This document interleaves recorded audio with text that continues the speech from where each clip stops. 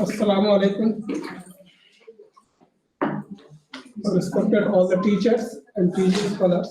जैसा कि आप सभी को मालूम है कि हर बुधवार को हम लोग कंबाइंड सेमिनार मुनक्किद करते हैं। इसी सिलसिले में आज का जो प्रेजेंटेशन है वो डॉक्टर शमीम अख्तर जो कि पीजी स्कॉलर्स हैं डिपार्टमेंट ऑफ फिजियोलॉजी और समाजी तिब में, और उनका जो उन्वान है आज के उनका टॉपिक है प्रेजेंटेशन का वो है preventive strategies for mother and child health through यूनानी सिस्टम ऑफ मेडिसिन। तो उस पर वो अपनी बात रखेंगे। मेरे ख्याल से ये आपका थीसिस का टॉपिक भी है क्या? Yes sir. ये बेसिकली सिनॉप्सिस प्रेजेंटेशन है। तो मेरे जो है खास तवज्जो रहेगी सारे टीचरों से कि वो इसको बहुत क्लीनली देखें, और इसमें अगर जो कोई कमियां अगर आपको नजर आ रही हो या उसको कुछ इनपुट्स अगर हम डाल सकते हैं तो वो जरूर इसमें एज ए सुझाव के तौर पर यहाँ पे रख सकते हैं। इसके अलावा जो पीजी स्कॉलर्स है, क्योंकि ये कंबाइंड सेमिनार है, इसमें डिफरेंट डिपार्टमेंट्स के पीजी स्कॉलर्स है, तो उनसे भी गुजारिश है कि वो इस प्रेजेंटेशन को बहुत बारीकी से देखें और अपने मतलब जो उनकी सोच है उस हिसाब से, क्योंकि ये मुझे लगता है कि ये जो टॉपिक है ये एक नए तरीके का टॉपिक है जो यूनानी में मुझे लगता है कि फर्स्ट टाइम इस पर काम होने जा रहा है। एटलीस्ट जहां तक मैं जानता हूं, मैं ये गारंटी नहीं कह रहा है कि ऐसा काम पहली बार हो रहा है, लेकिन मेरी नजर में ये पहली बार हो रहा है और एक अच्छा काम है। तो इसको बहरहाल सभी लोगों से मतलब गुजारिश है कि उसको जो है बहुत अच्छे से बारीकी से देखें और उसको जो भी इनपुट दे सकते हैं उस पर वो इनपुट्स अपने मतलब जो है ऑडियंस के सामने भी रखें, प्लस प्रेजेंटर के सामने रखें और जो गाइड उनके हैं उनके सामने भी रखें, ताकि अगर उसमें जो भी कुछ ऐड किया जा सकता है या डिलीट किया जा सकता है उसको और बेहतर तरीके से किया जा सके। तो मैं बिला ताखिर के डॉक्टर मोहम्मद शमीम अख्तर साहब को दावत दे रहा हूँ कि वो आए और अपना प्रेजेंटेशन पेश करें। मुअज़्ज़ज़ साथिया इकराम, मैं Shamim Akhtar, PG scholar department of PSM,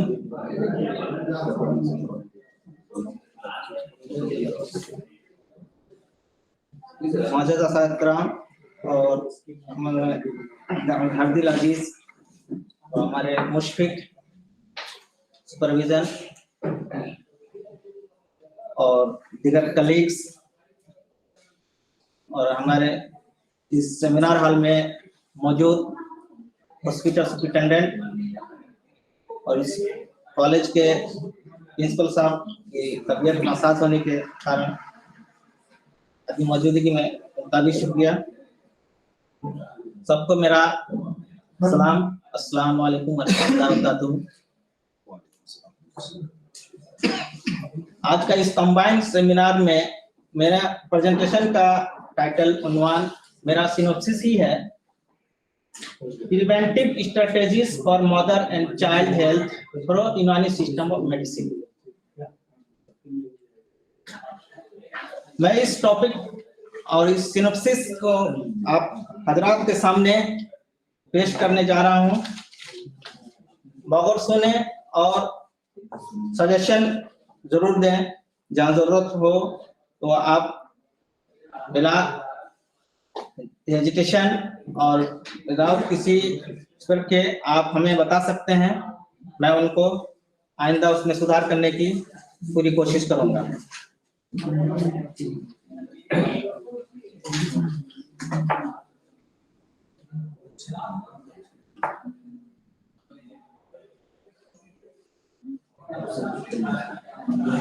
जैसे कि टॉपिक से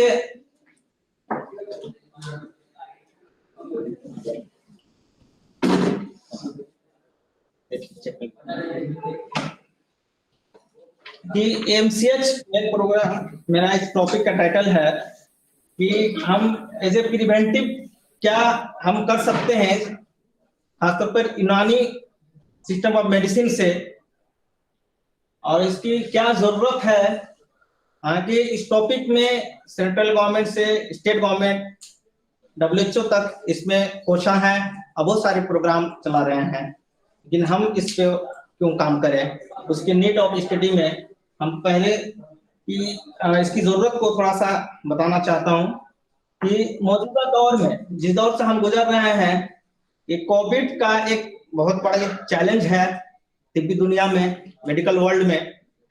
ये टेम्परेरी है, ये वक्ती है, मगर जिस टॉपिक में मैं आज बहस करने जा रहा हूं, ये मेडिकल वर्ल्ड का ऐसा चैलेंज है जो मुस्तकिल है, इसको दूर करने की कोशिश जारी है।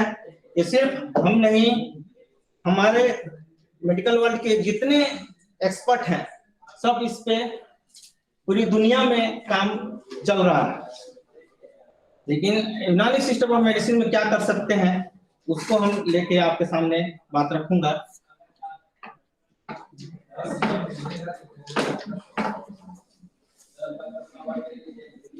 प्रेगनेंसी दुनिया में बहुत बड़ी चैलेंज, जैसे कि बताया चैलेंज है। इसमें बहुत सारी दिक्कतें सामने आती हैं प्रेगनेंसी से पहले, अब प्रेगनेंसी के दौरान और हमला के बाद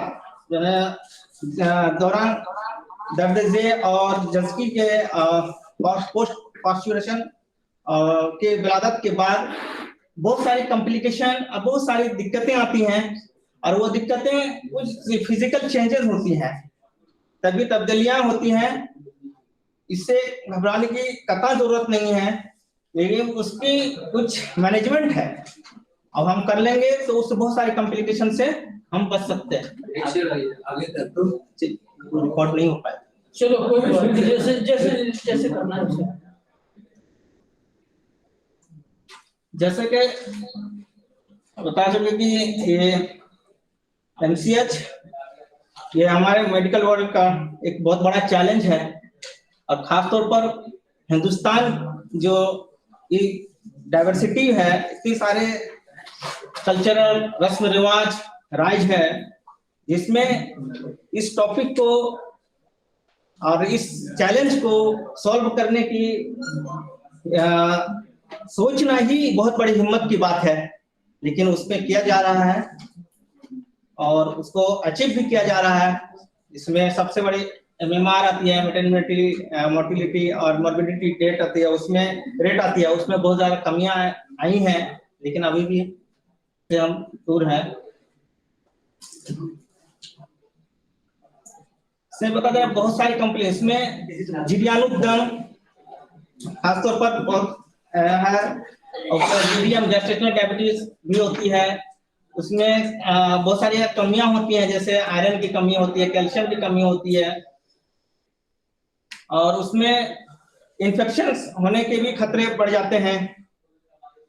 और उसके साथ साथ इसमें 3-4 कॉम्प्लिकेशन जो मेजर है, आयरन डिफिशिएंसी तो एनीमिया है ही, उसके साथ एक्लेम्सिया, एक प्री एक्लेम्सिया, एक पोस्ट एक्लेम्सिया ये आती होती है इसमें,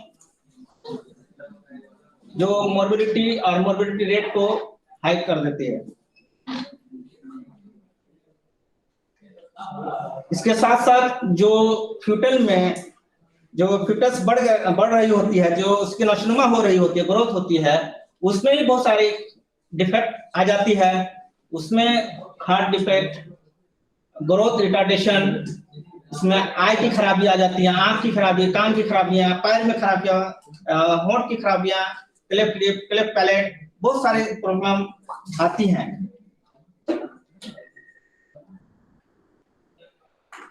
ये सब दूर करने के लिए सेंट्रल गवर्नमेंट से लेके स्टेट गवर्नमेंट और वर्ल्ड वाइड तौर पर बहुत सारे प्रोग्राम्स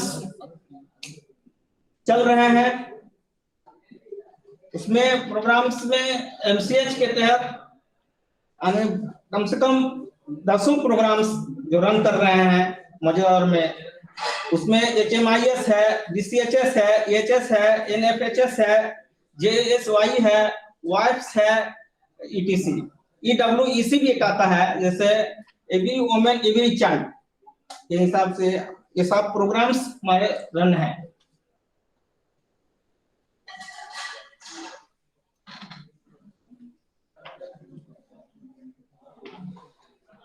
इस वक्त हमारे लिए बहुत बड़ा जरूरत और अहमियत की बात यह है कि बच्चे और जननी माने हमला औरत और बच्चों के जो पल रहे होते हैं बच्चे में मादर रहम में, इसके केयर, ताकि वो बच्चे जो पैदा हों वो स्वस्थ पैदा हों। इसलिए कि बच्चे जो है देश के भविष्य होते हैं, राष्ट्र के भविष्य होते हैं। अच्छे अगर नेशन बनाने के लिए अच्छे स्वस्थ चाइल्ड का होना बहुत जरूरी है और उसमें इकोनॉमिकल भी इफेक्ट पड़ता है। इसमें ये सारे प्रोग्राम, जननी सुरक्षा प्रोग्राम, एनीमिया मुक्त भारत प्रोग्राम ये चल रहा है। ये फोकस किया हुआ है पोषण अभियान को, जो हमारे सितंबर माह में अभी मनाया गया था, उसको भी इंक्लूड किया गया है। उसमें पहला 1000 दिन को लिया गया था।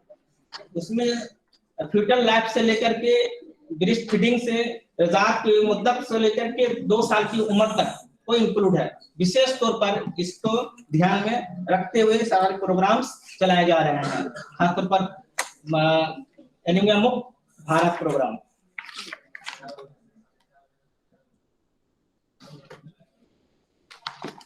इसके इतने सारे प्रोग्राम चल रहे हैं तो हमारी इसमें स्टडी करने की क्या जरूरत है, जो ऑलरेडी इतने सारे प्रोग्राम चल रहे हैं, गवर्नमेंट कर रही है। तो हमारी जरूरत इसलिए हमें महसूस हुई, ये सारी जो दवाइयां दी जा रही हैं वो केमिकल बेस है और उस केमिकल बेस में लॉन्ग और लेट शॉर्ट पीरियड में उसको साइड इफेक्ट्स, उसका खराबियां बहुत ज्यादा होती हैं जो लॉन्ग टर्म होती है। किसी को तो वक्त पे समय पे वक्त की साइड इफेक्ट का पता चल जाता है, कुछ लोगों को बाद में पता चलता है और वो मॉर्बिडिटी को बढ़ा देती है, वो मॉर्बिडिटी होने के खतरे बढ़ जाते हैं। उस चीज को कम करने के लिए हमारी इस टॉपिक को अपनाए हैं और इस पे काम करना चाह रहे हैं।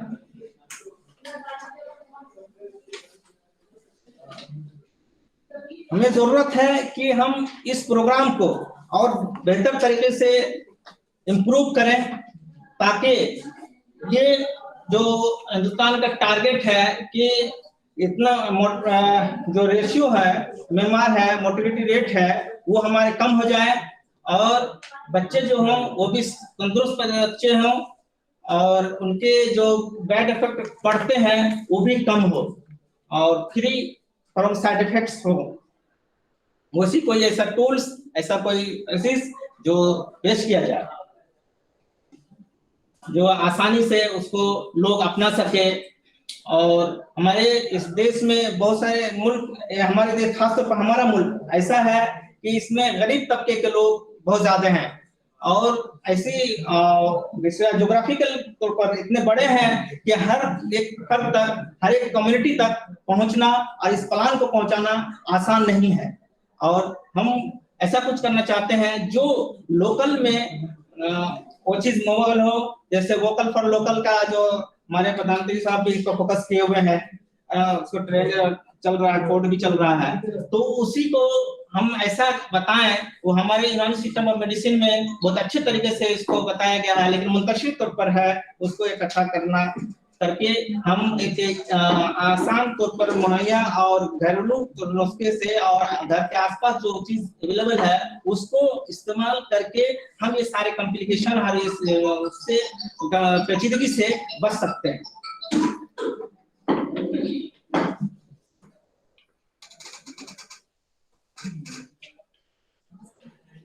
और इस स्टडी से हम लोगों को, पब्लिक को आसान और सहूलियत तौर पर सस्ती चीजें, चीप और मुतासिर, इफेक्टिव, मुजर्रब ऐसी चीज बताना चाह रहा हूं जो उनको इजीली मुहैया हो, हर कोई अपना सके और विदाउट कोई ज्यादा कॉस्ट खर्च किए वो उस चीज को मिल जाए। सिर्फ हमला से पहले ही नहीं बल्कि रिजाक तक, दूध फीडिंग पीरियड से लेकर के बच्चे स्कूल एज तक का जितने आते हैं वो हम विदाउट केमिकल के हम पोषण से और वेजायत से और जो यूनानी मेडिसिन से हर्ब्स हैं उससे और डाइट से वो हम इस मैनेजमेंट दे सकते हैं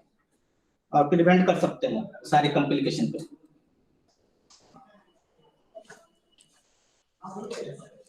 और इस स्टडी भी ये सजेस्ट करती है कि इससे हम ये सजेस्ट कर सकते हैं कि सारे एएनसी जो पहले से लेकर के जितने उनके फेस आते हैं, जैसे मॉडर्न में एक एएनसी केयर का कंसेप्ट दिया है, उसमें 4 है, जैसे 20वें हफ्ते और 12वां, 20 और 34 और 41। इसमें स्पेशल तौर पर जो 12वें वीक से हमारा 34 वीक 36 वीक के बीच ये विशेष तौर पर ध्यान देने की बात होती है। उसमें क्या होता है कि step by step first trimester में, सेकंड ट्राइमेस्टर, थर्ड ट्राइमेस्टर में क्या देना है, क्या आयरन देते हैं, कैल्शियम का देते हैं, ये गवर्नमेंट तौर पर दिया जाता है। तो उस चीज में हम अपने यूनानी सिस्टम से कुछ ऐसे चीज दे सकते हैं जो हमारे अतिबा कराम हमारे लिटरेचर में, बहुत सारे लिटरेचर में उसका जिक्र किया गया है। जरूरत है कि उसको हम इकट्ठा करके एकजा करके उसको हम पब्लिक में पेश करें और उसको पब्लिश करने की जरूरत है, उसको रिसर्च करने की जरूरत है। आगे एक स्टार्टिंग से लेके लास्ट तक, यहाँ से प्रेगनेंसी जो हमला होना चाहती हैं वहां से लेकर के विलादत के बाद बच्चे में क्या क्या करना चाहिए और उसको दूध पिलाने के बीच में क्या करना चाहिए, वो सारी चीज का हमारे यूनानी लिटरेचर में मौजूद है, लेकिन मुंतशिर तौर पर है, एक जगह नहीं है। और मेरे हिसाब से उसमें किया जाए तो हम इससे बहुत अच्छा काम कर सकते हैं और इस सारी कॉम्प्लिकेशन से बच सकते हैं। नॉर्मल डिलीवरी को हम बढ़ावा दे सकते हैं और ये सारे जो LSCS के केसेस बहुत बढ़ रहे हैं, जिसको गरीब लोगों को इसका बच्चा पैदा करना एक बहुत बड़ा पहाड़ जैसा काम होता है, एक डरावना काम हो गया है। हालांकि ये कुदरती तौर पर एक तोहफा है, हमला होना एक कुदरत का तोहफा है और औरत अपने आप को मुकम्मल समझती है, जब तक वो प्रेग्नेंट ना हो तो उसका दुख वही समझ सकती है, खासतौर पर हमारे इंडियन कल्चर में। प्रेजेंटेशन हो रहा है, इधर बात कर रहे हैं बार-बार और इंडियन कल्चर में जो इंटरेस्टेड कहां से ले जाते हैं। लेकिन ये खुशी ये ये जब चेंज हो जाता है, अलमिया में जैसा हादसा हो जाता है, डेथ हो जाती है जैसे ये पैदाइश के दौरान, तो ये फिर ये खुशियां ये कन्वर्ट हो जाता है मुसीबत में, गम में।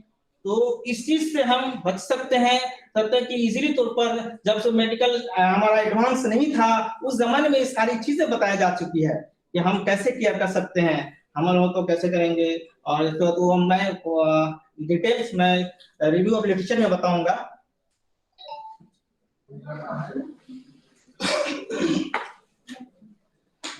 और इसको ख्याल रखते हुए जो नेशन को और उस इंसानी दुनिया को बका के लिए ये पैदाइश विलादत बहुत जरूरी होती है।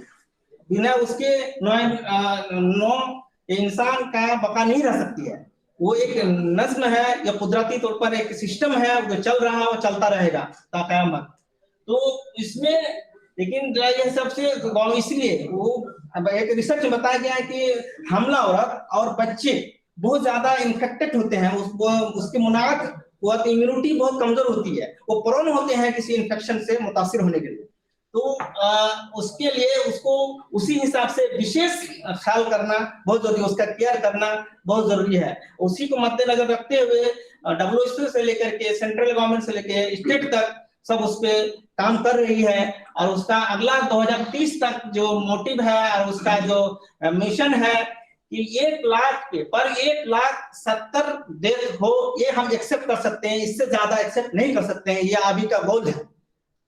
और इसमें हम अगर यूनानी सिस्टम और मेडिसिन से 2% भी काम करते हैं, 1% भी कम कर देते हैं, ये मेरे लिए बहुत बड़ा योगदान होगा और हम इसमें नेशनल प्रोग्राम में हम शामिल हो सकते हैं।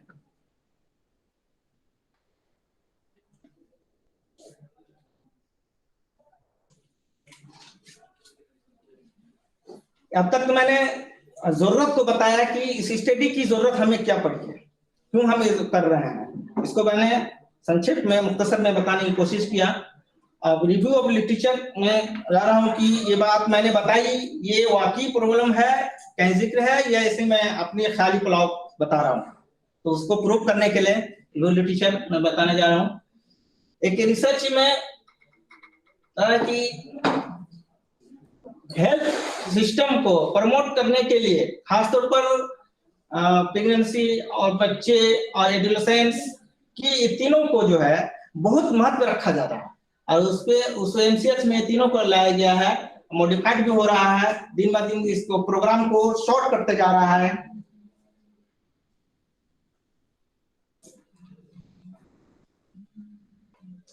छह डायमेंशन हेल्थ सिस्टम में जो रनिंग है, फंक्शनिंग है, वो सबसे उसमें अव्वल है, पहला जो है सेफ्टी को बताया गया, यानी कि सेफ्टी जो हम कर रहे हैं वो अपने आप फील हो कि हम महफूज हैं, इस बात का ध्यान पेशेंट को, पब्लिक को होना चाहिए। उससे दूसरा है इफेक्टिवनेस, जो हम चीज कर रहे हैं या दे रहे हैं वो मुजर्रब है, तहकीक से है, साइंटिफिक है या नहीं है, इस चीज को भी ध्यान में रखा जाता है। रिस्पॉन्सिबिलिटी और पेशेंट सेंटर्ड, तीसरा है पेशेंट सेंटर का मतलब यह है कि हमें जैसे कहा जाता है कि मालिज और मरीज के बीच राजदार दोस्ती का ताल्लुक होना चाहिए, उस चीज का ख्याल रखना ताकि उसको अपने कॉन्फिडेंस में लीजिए ताकि वो हर चीज सही से बता सके। ये पेशेंट सेंटर्ड, ये 6 चीज में तीसरा ये है टाइमलेस, और इसमें समय का, टाइम का मैनेजमेंट बहुत महत्व रखता है। अब पेशेंट आया, हम बैठा दिए, 1 घंटा बाद बुला रहे हैं, तो वो चीज नहीं होनी चाहिए। अभी तो नाम एग्रीगेटेड और से हॉस्पिटल खुल रही हैं, उसमें एक बोर्ड बन गई है मॉडर्न में कि आप पेशेंट काउंटर से आने तक, पेशेंट का ट्रीटमेंट तक कितना समय होना चाहिए, मिनिमम समय 5 से 10 मिनट का रखा गया है, वो कंसल्टेंट तक पहुंच जाना चाहिए, इसमें है। और इस चीज का महत्व बहुत ज्यादा ही है, और कभी कभी इसका बुरा इफेक्ट पड़ जाता है मालिज पर भी, तभी डॉक्टर पर और मरीज पर, पेशेंट पर, दोनों पे उसका बैड इफेक्ट पड़ता है। और उसको प्रिविलिटी भी देना बहुत जरूरी होता है, इसमें क्रिटिकल कौन है नहीं है, उस हिसाब से टाइम का मैनेजमेंट करना है। इफिशियंसी, और जो हम कुछ कर रहे हैं वो मुतासिर तो हो ही, मुकम्मल हो, उसके साथ साथ ये हम वेस्ट ना करें। जैसे इक्विपमेंट है, कोई दवा है, उसको हम फजूल खर्ची से बचें। जैसे कोई पेशेंट आया डॉक्टर के पास, उसने ऑलरेडी पहले हब्बे सुकून खा रहा था, आप पेशेंट डॉक्टर चेंज कर दे कि नहीं सुकून भी सुकून ले लो, तो ये फजूल खर्ची है, इससे अवॉइड करना है, इससे इफिशिएंसी में आता है। इसी तरह इक्विटी में रशेस को या कॉम को या फिर जीन्स को हम एक नजर से देखेंगे। पेशेंट वो ओनली पेशेंट है, उसको ये नहीं दिखा है कि ये सुपीरियर है, ये बड़ी फैमिली से है, उसको अच्छा व्यवहार करेंगे, ये है तो इससे व्यवहार करेंगे, ऐसा नहीं होना चाहिए, भेदभाव नहीं होना चाहिए, बिल्कुल नहीं होना चाहिए, चाहे वो झुग्गी पट्टी वाली हो या फिर आलिशान शीश महल वाला हो, दोनों के साथ आपका व्यवहार एक होना चाहिए।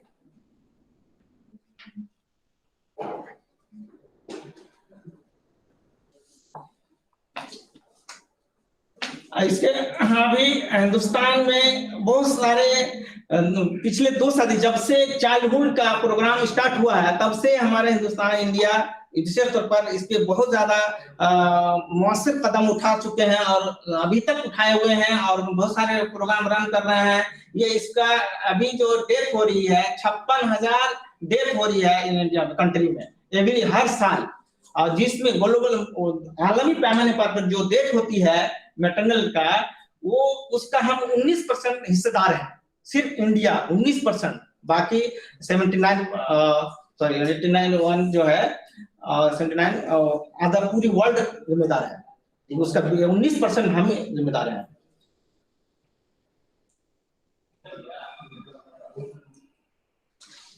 ये सारे प्रॉब्लम्स को हम कर सकते हैं प्लान, ये इंस्टीट्यूशनल डिलीवरी से और एजुकेट करके, और लोगों को पता के क्या उस क्रिटिकल को, जैसे कि कंप्लीशन है, ये एनसी में वो सारी चीज होती है कि किसको क्रिटिकल में रखना है या किसको ज्यादा केयर करना है, किसको कम केयर करना है, कितने देर बुलाना है, वो सारी चीज उसमें जिक्र हो चुका है, उसी चीज को मैंने यहाँ बताने की कोशिश किया। जैसे कि मैंने बताया कि हिंदुस्तान मुख्तलिफ रस्म रिवाज के, मुख्तलिफ मज़ाहिब के मानने वाले लोग रहते हैं, तो उसके लिए उसके हिसाब से हम चीज और ग़िज़ा, न्यूट्रिशन, डाइट दें, और वैसे यूनानी हर्ब्स दें जो सब जगह सबको एक्सेप्ट हो, उसको ध्यान में रखते हुए भी अब काम करना है।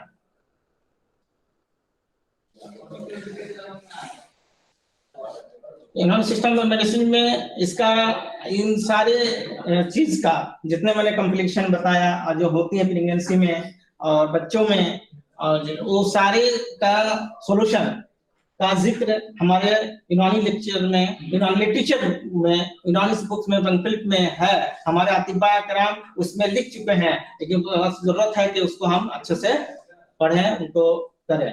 और उसमें बहुत सारे साइड इफेक्ट, और खास तौर पर उन चीज को ज्यादा फायदा होगा उन लोगों को जो एंटीबायोटिक और लेते हैं और उससे बैड इफेक्ट पड़ता है, और हम उसको हम रोक सकते हैं।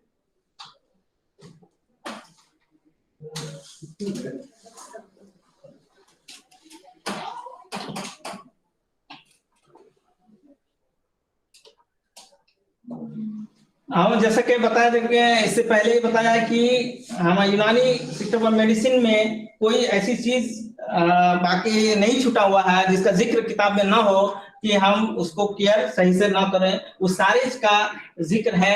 इसका रेफरेंस मैंने इसमें दे रखा है।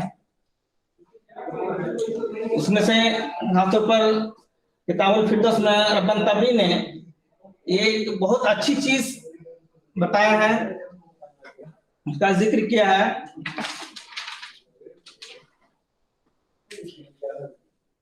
ये बच्चों को इस साल जो है कभी इस साल से परहेज करना चाहिए, उसको हिजामा या अर्क से उसको इसाल देना चाहिए।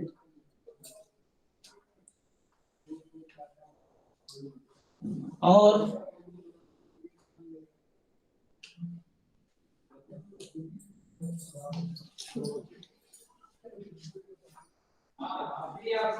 उसमें मजीद आगे बताया है कि इसमें बहुत ज्यादा मिल्क प्रोडक्ट्स और मीठी चीज खाने से बच्चों को मसाला में पत्थर होता है, स्टोन का शिकायत हो सकती है। तो स्टोन का शिकायत और इस चीज से बचने के लिए तो उसमें खरबूजा को बीच बीच में हम इस्तेमाल कराएंगे तो उससे हम बच सकते हैं। और डिप्थीरिया से भी बचने के लिए एक बताया कि क्या परहेज की प्रिवेंटिव के लिए बताया कि बच्चों को बार बार बहुत ज्यादा खाना नहीं खिलाना चाहिए, उसको एक शेड्यूल के बीएमआई को उसके न्यूट्रिशन की जरूरत के हिसाब से जो एक शेड्यूल है उस शेड्यूल के हिसाब देना चाहिए, उस चीज से भी रुकना चाहिए। उससे क्या होता है, डिप्थीरिया की बीमारियां होती है, खुनाक की बीमारियां होती हैं, वो खुनाक से बचने का प्रिवेंटिव तक बताया है। मजूसी ने फिर बताया कि बच्चा जब पैदा होता है, न्यू बॉर्न बेबी को, उसने बताया कि गुलकंद और नमक से उसकी स्किन को में अप्लाई किया जाए, उस चीज का भी बताया। उससे क्या होता है कि स्किन और बच्चे में इम्यूनिटी जल्द तभी होती है और मजबूत होती है, और उसमें जो पैदा होने के बाद जो एयर का प्रेशर पड़ता है उसको बर्दाश्त करने की क्षमता बढ़ जाती है। उसकी स्किन में जो दरारें किसी बच्चे में आ जाता है, अगर वो करेंगे तो वो चीज नहीं आएंगी, इस चीज का भी जिक्र है।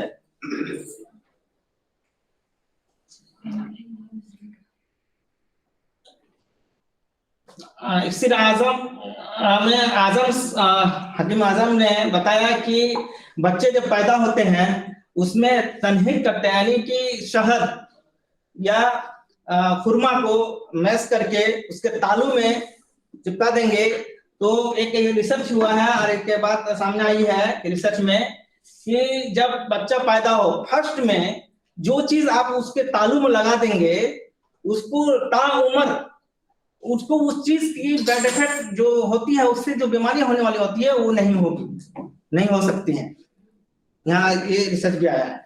इसलिए जैसे शहद अगर दे देते हैं और खजूर देते हैं तो शहद और खजूर से होने वाली जो मीठी चीज से या फिर से जो बाद में उसको लॉन्ग टाइम में कोई बुरा उसकी साइड इफेक्ट से जैसे डायबिटीज है वगैरह है एक एग्जांपल के तौर पर, वो चीज उसको ना होने का चांसेस ज्यादा है।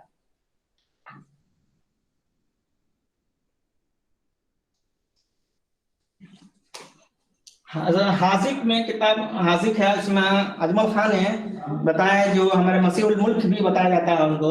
उसने तो इतनी अच्छी चीज बताया है कि जो हामिल और हमला औरत के लिए जो प्रेगनेंसी है उनको कैसे रहना चाहिए, उसको पूरी लाइफ स्टाइल को बता दिया है। जैसे फर्स्ट से लेकर के उसको 9 महीने तक कैसे हम जिंदगी गुजारे हैं, उस सारी चीज को डिटेल से बताया है। तो उनको कहा कि आप साफ सुथरे कपड़े पहने, हाइजीन को मेंटेन रखें, और लूज कपड़े पहने, और खाना खाएं और दूध हजम हो, और थोड़ा हो, भरपेट ना खाएं, थोड़ा खाएं, वो सारी चीज का जिक्र है। उससे हम उससे कॉम्प्लिकेशन से उसमें जो होती है फर्स्ट ट्राइमेस्टर में नोजिया वगैरह होती है, गैस का शिकायत ज्यादा होती है, वो सबसे भी बच सकता है। उसने बताया खिचड़ी, दाल, घी वगैरह, ड्राई फ्रूट वगैरह प्रेगनेंसी में खाना चाहिए।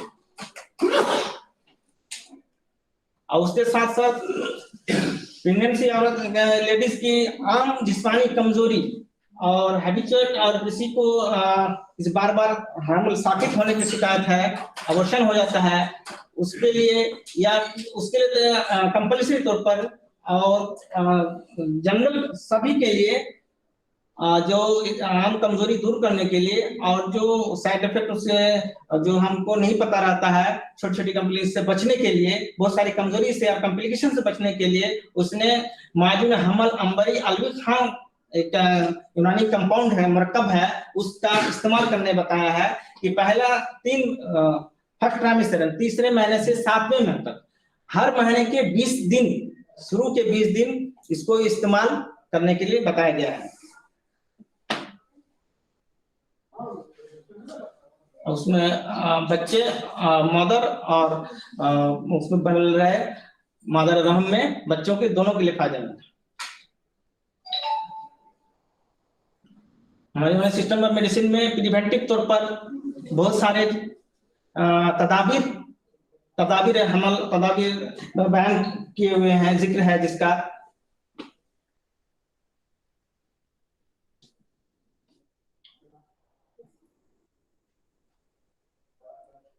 अब तक मैंने लिटरेचर बताया। आगे ऑब्जेक्टिव ऑफ द स्टडी, मकसद क्या है हमारे मकसद इसका क्या, उस चीज को मैं बताना चाहता हूं कि हमल से और बच्चों के रिलेटेड उससे संबंधित जितनी सारे बुक्स हैं, बुक्स में लिटरेचर है, उस सारे चीज को एकत्रित करना, एक जगह करना, मुंतशिर जो है उस मुंतशिर चीज को, लिटरेचर को पढ़ के एक जगह इकट्ठा करना है। दूसरा ये कि हम अभी मौजूदा जमाने को एक सेफ और अल्टरनेटिव टूल्स, मुकम्मल टूल्स उसको पेश कर सकें।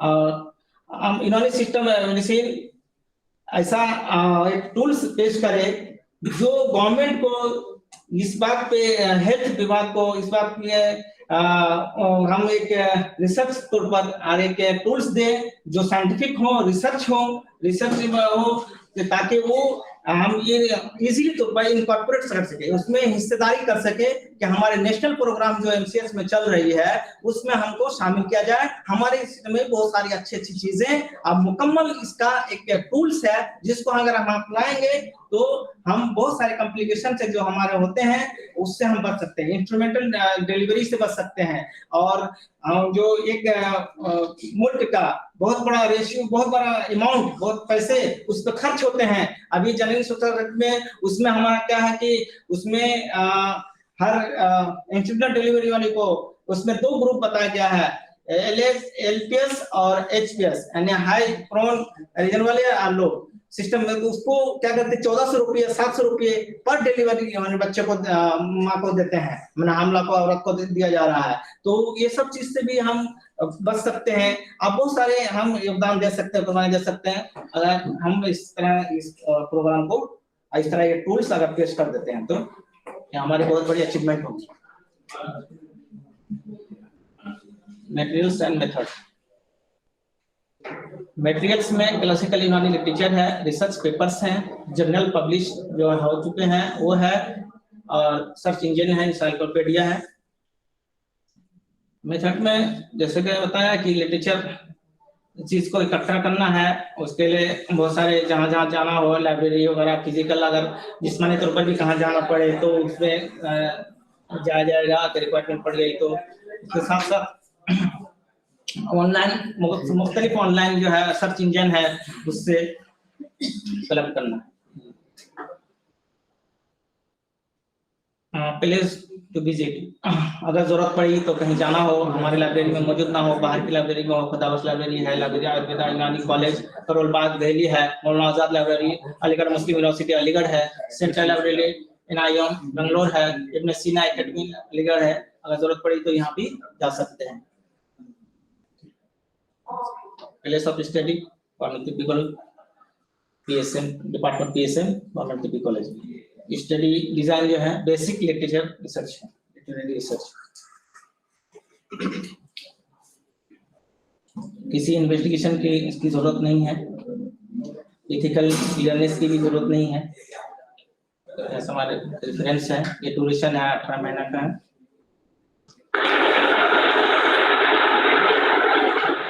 मैं आपको बताता हूं 19 नंबर पे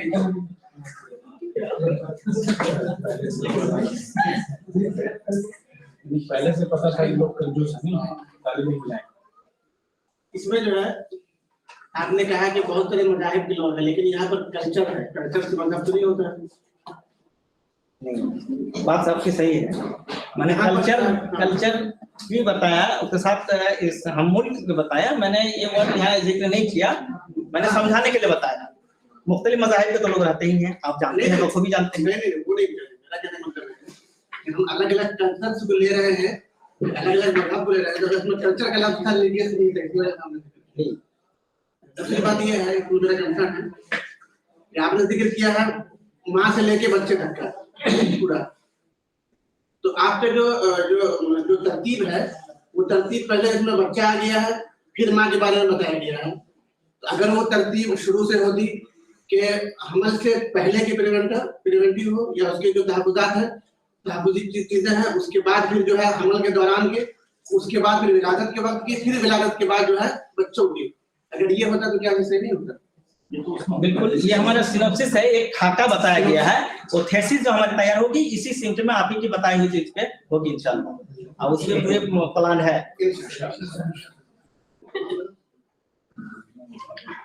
आपके प्रेजेंटेशन से कहीं नहीं लगा कि आप क्या काम करेंगे, ये बिल्कुल ही पता ही नहीं चला कि आप करना क्या चाह रहे हैं। आपको ये होता है ये चल रहा है, ये चल रहा है, ये हो रहा है, ये हो, आप क्या करेंगे उसमें, इसका कहीं पूरे सिनॉप्सिस में जिक्र नहीं था। या तो आपने अपनी सिनॉप्सिस को खुद ही नहीं पढ़ा ढंग से, आपने जो सिनॉप्सिस थी उसको या पेस्ट कर दिया। आपका जो आइडिया है कि कैसे मुझे काम करना है, वो कुछ भी आपने बयान नहीं किया। वो लिखा वो था, बोल आप कुछ और रहे थे। आपकी स्लाइड में कुछ और है, बोल आप कुछ और रहे थे। वो बिल्कुल जैसे किसी के सामने आप जाके स्पीच देते हैं, वो ये स्पीच नहीं, ये आपका सिनॉप्सिस प्रेजेंटेशन है कि आप काम क्या करेंगे, क्या मेथोडोलॉजी होगी, क्या अल्टरनेटिव आप देंगे। आप बता तो रहे क्या अल्टरनेटिव लाएंगे, क्या अल्टरनेटिव लाना है। इन तमाम चीजों को जब तक आप फोकस नहीं करेंगे, पता कैसे चलेगा कि आपका अपना पर्पस क्या है।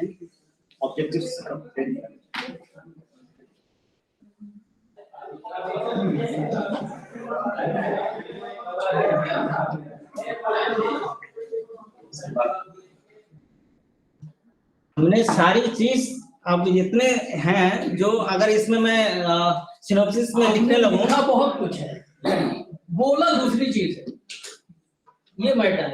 आपने अपनी सिनॉप्सिस को लगता है आपने ढंग से पढ़ा ही नहीं। अगर आप पढ़े होते तो आपको याद होता कि किस स्लाइड में लिखा क्या है, मुझे बोलना क्या है। अगर कहीं बाहर आप होते तब तो आज के दिन आपकी बड़ी मुसीबत खड़ी हो जाती, क्योंकि आपके पूरे प्रेजेंटेशन में कहीं मुझे नहीं लगा कि आपका क्या काम है उसमें, या आप क्या करना चाह रहे हैं। तो ये सबके लिए, सिर्फ इनके लिए नहीं है, सबके लिए, कि जो आप सिनॉप्सिस का प्रेजेंटेशन दे रहे हैं, उस प्रेजेंटेशन से आप क्या कर रहे हैं वो भी निकल के सामने आना चाहिए कि आप क्या करना चाह रहे हैं। यही तो आपका तो वर्क वही है ना। हमने तो हर बात में इस बात का जिक्र किया है कि ये सिस्टम ये चल रही है और हम इन्होंने सिस्टम से ये चीज हम देना चाहते हैं, मुकम्मल एक जो है देना चाहते नहीं, मैं दूंगा। क्या चीज देना चाहते हैं मैं दूंगा, मुझे करना है काम। मैं दूंगा, इसीलिए मैं चॉइस किया है इस टॉपिक को, देना ही है, देना चाहते हैं इसका मतलब देना है। एक्चुअली सॉरी वर्ड के लिए अब वो देना है, उसे देना है। न्यूरल ट्यूब डिफेक्ट के लिए बनाने में क्या दे सकते हैं बचने के लिए, न्यूरल ट्यूब डिफेक्ट से बचने के लिए? उसमें मॉडल में folic acid foreign folic acid दे पहले से देते हैं, प्रेगनेंसी कंसीव करने से पहले इसमें क्या यूनानी में क्या दे सकते हैं? इसमें हम डेट्स है दे सकते हैं, उसमें फॉलिक एसिड बहुत अच्छा मकदार में पाया जाता है। और एक एग्जांपल आपको बता दिया, बाकी बहुत सारे हैं जिसमें हमने थीसिस में लिखा है। दरअसल आपने जो है अपने टॉपिक लिया, आपको शायद हो सकता है एक्सप्लोर से जैसे डॉक्टर जमाल साहब कह रहे हैं, तो टॉपिक बहुत क्लियर है, स्ट्रेटजीज। हमें अपना स्ट्रेटजीज बनाना है कि हमारे पास ये चीजें हैं, अवेलेबल हैं, जो कंपाइल वे में नहीं है। जो आपने कहा भी सकता है कि डिलीवर नहीं हुआ, मैं जो समझा वो मैंने बताया। हमने ये कहा कि आपका क्योंकि टॉपिक है स्ट्रेटजीज, हम अपना स्ट्रेटजीज बनाएंगे। जैसे उन्होंने क्वेश्चन किया न्यूरल ट्यूब डिफेक्ट के लिए हम क्या करेंगे, तो जाहिर सी बात है हमारे अतीब ने बहुत सारे फ्रूट्स के बारे में बताया, बहुत सारे ऐसे जो गिजाई कह सकते हैं कि गिजाई दवाई है।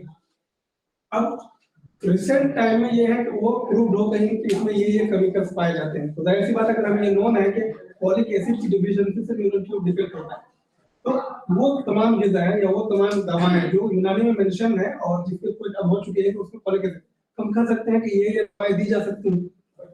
यही आपका काम है, Yes, sir. आप उसको कंपाइल करेंगे ये चीजें, बस यही चीज, यही कहना चाह रहे हैं ना। तो इस चीज का तो मैंने बार-बार जिक्र किया।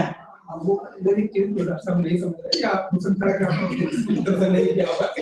मेरा एक क्वेश्चन है, आपका एक स्लाइड पे मुझे जो आपने समझना नहीं है, कम्युनिकेशन गैप हो जाता है, क्योंकि हाँ। कभी कभी लगता है कि ये स्टेज के वक्त का है, ठीक है, और हम लोग जो है वो बैठे हुए हैं रिसर्च मोड में। असल कम्युनिकेशन गैप के बीच में जो है जो ना आप स्लाइड देख हो रहे सकता हैं, उस स्लाइड से कंसर्न आपका जुबान नहीं, नहीं, एक चीज तो बहुत अच्छा है, है, आप बोल रहे हैं कुछ। एक चीज तो बहुत अच्छा था, इनका जो वे ऑफ प्रेजेंटेशन था ना, एक तो कॉन्फिडेंस बहुत अच्छा ये बहुत था, ज्यादा। और दूसरा ये था कि ज्यादातर जो प्रेजेंट करते हैं पढ़ते हैं फिर उसी को उर्दू में रिपीट करते हैं, ये वेरी बैड है। ये जो वे ऑफ प्रेजेंटेशन इसका बगैर स्लाइड देखे हुए अब हाँ हो सकता है कि जो उसमें लिखा हुआ वो चीज एक्सप्लेन कम कर रहे हो, तो वे ऑफ प्रेजेंटेशन बहुत अच्छा है, इसमें किसी को कोई ये नहीं है।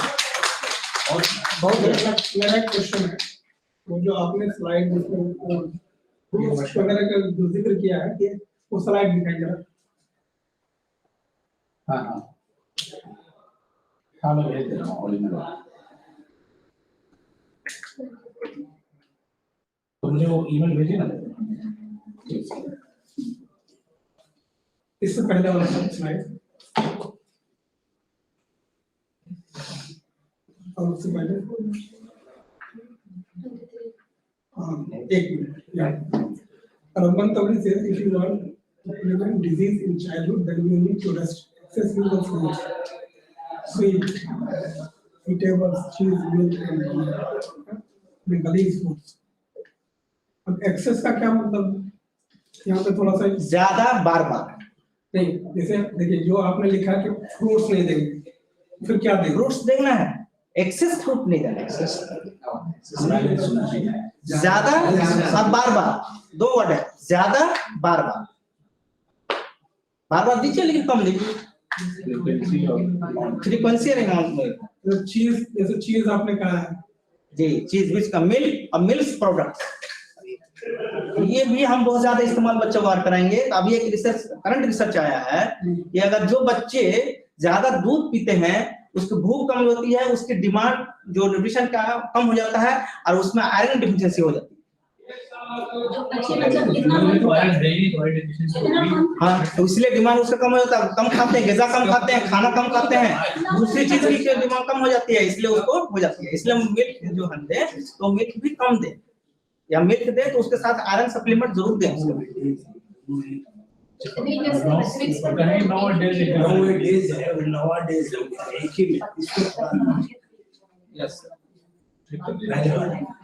एक तो सवाल हो गया खत्म।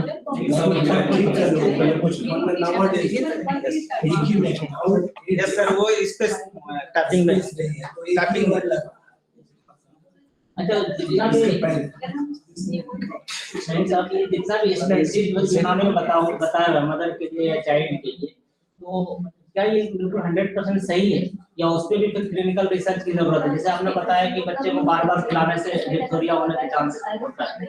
ये एक चीज और ये बताया कि कोई ऐसी चीज अगर चिपका दें उसके तालू में जब न्यूबॉर्न बेबी को, उस चीज से बीमारी नहीं होगी। मान लीजिए कि बच्चे को हम शुगर चिपका दें, ठीक है, तो क्या उसको फ्यूचर में कभी डायबिटीज नहीं होगा?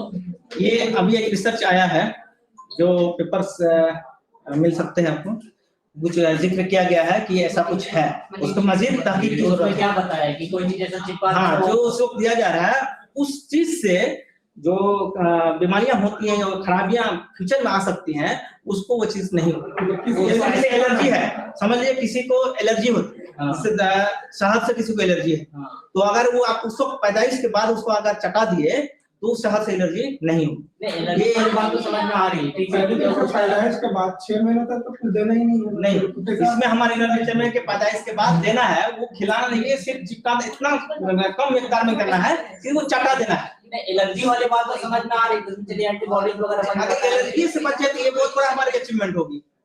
मजीद तहकीक की जरूरत है। एलर्जी वाली बात तो ठीक है, जैसे कि मान लीजिए शुगर चिपका दे तो क्या डायबिटीज नहीं होगा? हाँ, चांसेस ज्यादा है कि न हो। क्यों?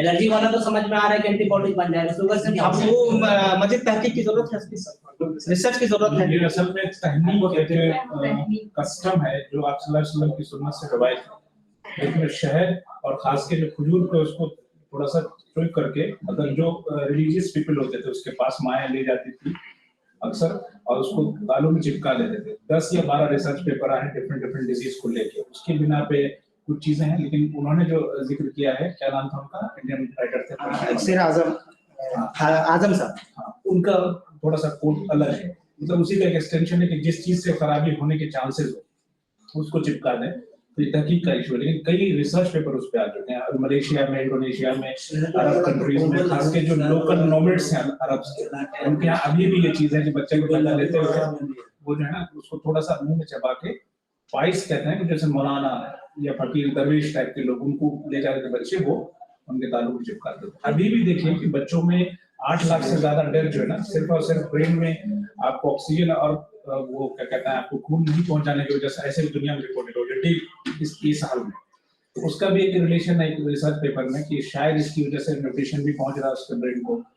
तो बहुत सारे पेपर्स हमने खुद देखे हैं, उसको शेयर कीजिए ग्रुप में, देखिए उसको। और डिप्थीरिया के बारे में क्या कहेंगे? बार-बार कान से डिप्थीरिया, अगर उसका साइंटिफिक किसी से भी वो मतलब उसको चबाकर उसको, वो हाँ, वो तो रेफरेंस हमने बोला, पाइस का मतलब ज्यादातर वो लोग साफ सुथरे अच्छे होते हैं, वो पढ़े लिखे होते हैं, तो अच्छी प्रैक्टिस कर लेते हैं। इसको प्रेवलेंस से भी तो कोरिलेट करके देख सकते हैं कि वर्ष पर रिसर्च है प्रेवलेंस का कि जिन बच्चों में किया जा रहा है, कितने बच्चों में आगे कम्युनिकेशन रुक रहे हैं उनको, बच्चों में होने वाले रिसर्च ऑलरेडी कई पेपर है उसमें सर जो है इसमें खाना का मीठी शहद और खजूर का स्पेशल बात ये है कि जब होता है तो बच्चे को शहद चाहिए, मतलब ये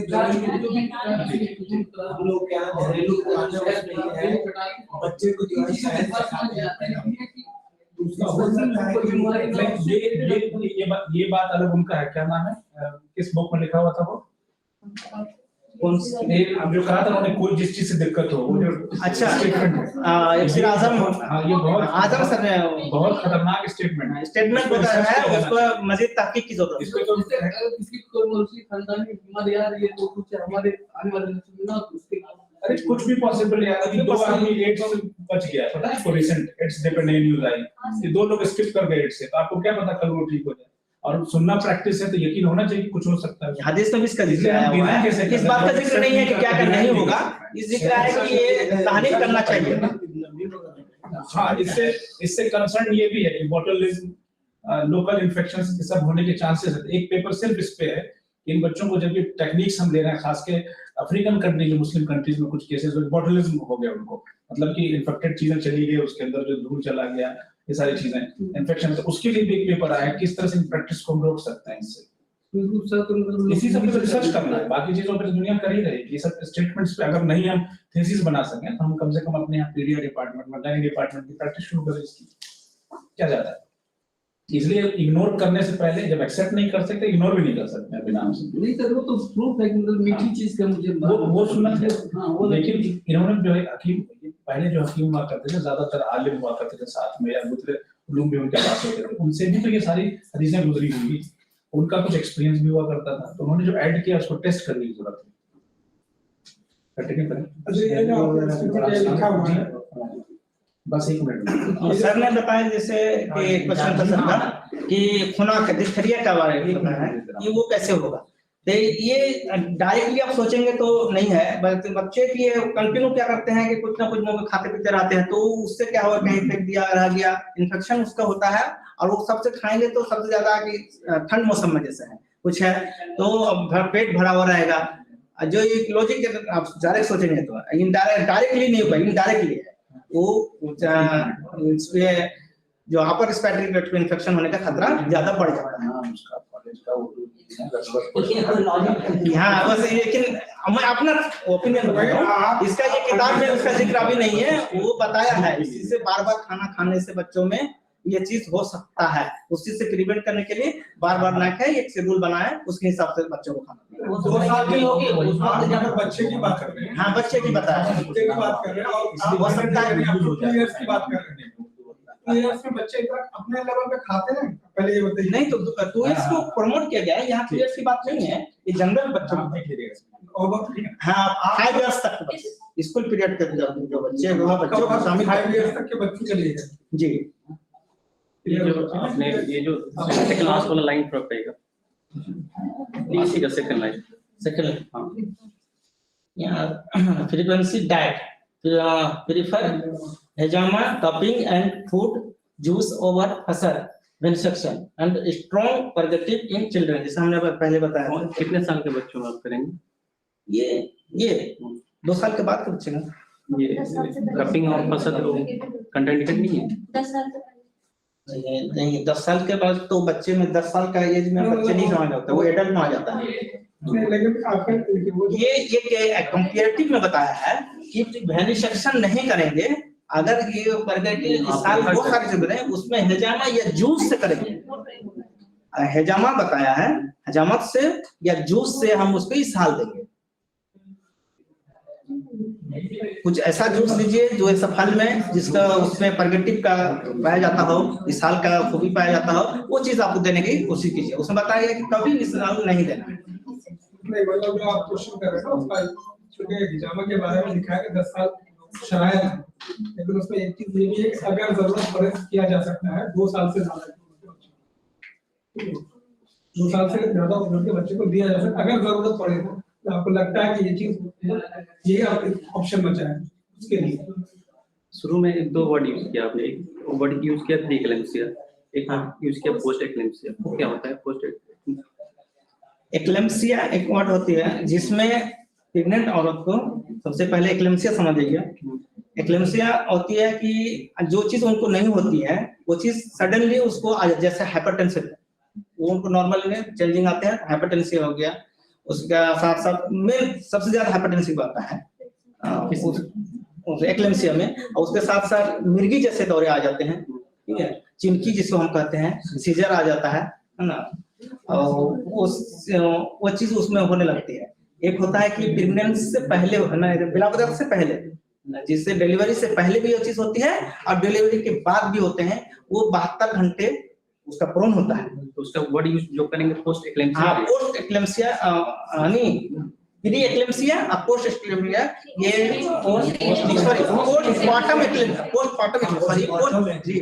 एक्लेम्सिया ये होता है, पोस्टपार्टम एक्लेम्सिया। जो आपने जो डेथ का वो मैटरनल डेथ का जो बताया कि 19% जो डेथ है मैटरनल डेथ है, फीमेल है या फिर ड्यूरिंग? मैटरनल तो फीमेल ही कहूंगा। मेन कॉज क्या है उसका? मेन कॉज ये सारे कॉम्प्लिकेशन है उसमें से कोई एक तो होगा प्रीफर जो इसके पीपीएच होगा।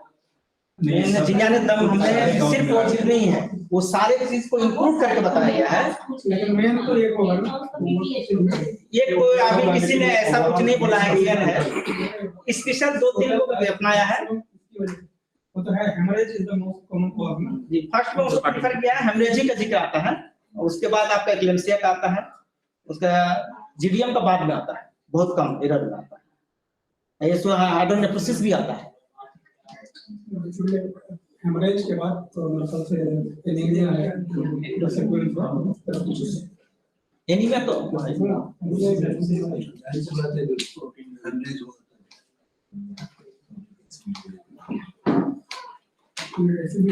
ठीक 2030 का गोल है एसडीजी का, सस्टेनेबल डेवलपमेंट गोल है वो, उसमें 70 से नीचे लाना रखना है उसको। यस सर, ये टारगेट है, जिसकी वजह से जो प्रिवेलिंग सिस्टम है उसमें 70 अभी बहुत तेजी से 2 दशक में हम लोग यहाँ मैटरनल मोर्टेलिटी रेट और इन्फेंट मोर्टेलिटी रेट बहुत तेजी से घटा है। इवन कि बिहार की भी तारीफ इसलिए होती है कि पिछले 10 साल में इन दोनों पैरामीटर्स को हमने बहुत अच्छा किया। सबसे स्ट्रॉन्गेस्ट पैरामीटर यही 2 होता है आपके हेल्थ सिस्टम का, और उसमें ये क्रेडिट जाता है आयुष को भी।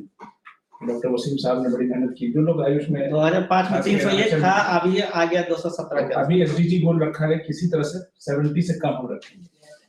तो अब एक उसमें कहने ठहराव आ गया है, लिमिटेशन ऑफ मेडिसिन है। पार्क लिखता है कि we are living in the era of failure of medicine, जहां बेनिफिट और आप उसको लॉस का रेशियो देखेगा तो आपका लॉस ज्यादा हो रहा है। इमर्जिंग डिजीज, री इमर्जिंग डिजीज ज्यादा मौतें हो रही हैं। उसका कहना है कि हॉस्पिटल के सामने अगर ज्यादा भीड़ है तो ये सेलिब्रिटी कहाँ से हो जाएगा।